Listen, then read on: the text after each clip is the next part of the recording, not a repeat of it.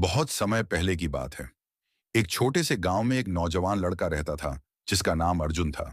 अर्जुन एक बेहद बुद्धिमान, वीर और अपने गांव से बेहद प्रेम करने वाला युवक था।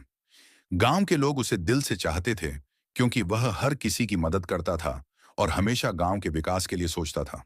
उस समय देश पर एक शक्तिशाली राजा का शासन था। राजा की इच्छा थी कि वह अपने साम्राज्य को और अधिक विस्तृत करे और हर गांव, हर राज्य को अपने अधीन कर ले।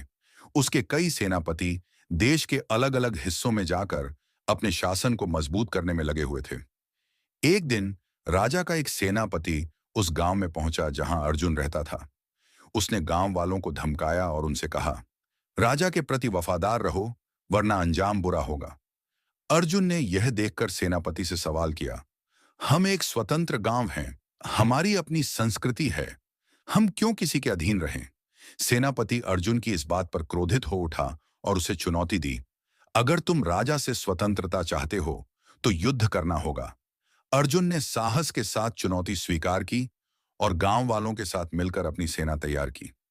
अर्जुन ने गांव के लोगों को संगठित किया और सभी ने मिलकर युद्ध की तैयारी शुरू कर दी। उसने अपनी रणनीति से गांव वालों को सिखाया कि कैसे उन्हें सेनापति और उसकी सेना का सामना करना है। अर्जुन की बुद्धिमत्ता और वीरता ने गांव वालों को एकता की शक्ति का असली मतलब सिखाया। जब युद्ध का दिन आया, अर्जुन और गांव वालों ने पूरे जोश और वीरता से सेनापति की सेना का सामना किया। अर्जुन की नेतृत्व क्षमता और साहस ने गांव वालों को इतना प्रेरित किया कि सब ने मिलकर युद्ध में अद्वितीय संघर्ष किया। धीरे धीरे अर्जुन और उसके साथियों की वीरता के सामने सेनापति की सेना हारने लगी। आखिरकार अर्जुन और गांव वाले विजयी हुए। सेनापति को अपने राजा के पास वापस लौटना पड़ा। अर्जुन की इस विजय ने पूरे साम्राज्य में एक मिसाल कायम कर दी और उसने अपने गांव को स्वतंत्रता दिलाई। इस विजय के बाद अर्जुन का नाम पूरे क्षेत्र में प्रसिद्ध हो गया और लोग उसकी बहादुरी और नेतृत्व की मिसालें देने लगे।